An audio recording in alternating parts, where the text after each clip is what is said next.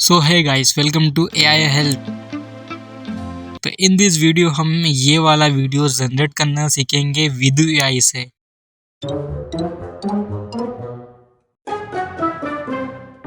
तो इसी चीज को जनरेट करना सीखेंगे हम इस वीडियो में। लास्ट तक बने रहना एंड मैं मिलता हूँ वीडियो के लास्ट में।